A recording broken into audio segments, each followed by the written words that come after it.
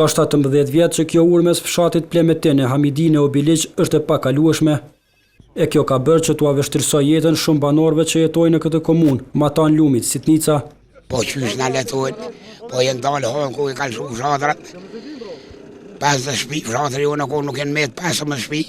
Por këto vegla pune tregojnë se këtu do të ketë një lëvizje pozitive. Ministria e Infrastrukturës në bashkëpunim me komunën ka vendosur të ndërtojnë këtë urë mbi lumin Sitnica. E për të nisur ndërtimin e kësaj ure, këtu erdhi dhe kryeministri Isa Mustafa.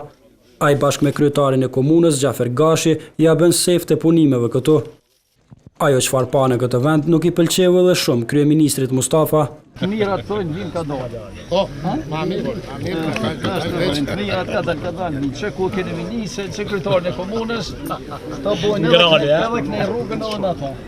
Ndërkohë ministri Lutfi Zharku tregoi për specifikat e këtij projekti. Kostoja do të jetë 340.000 euro, praktësisht 340.000, do ndërtohet për një vit kalendarik. Ura ka 2 pjesë, pjesa e poshtë 70 metra, pjesa e dytë 80 metra, ashtu siç e shihni. Falënderues për këtë, po shprehet edhe kryetari i Obiliqit Gjafer Gashi. Është ndomë një pjesë e madhe në këtë rast të gjitha fshatrat e ortokollit, e në veçantë fshatrat e komunës tonë, të cilat s'kan mund të lëvizin që nga pas lufta. E me të kënaqurit për këtë investim, këtu po shfaqen banorët. Me dukat nuk matet. Me dhejt zotit do mojë sa është e rësishme kjo.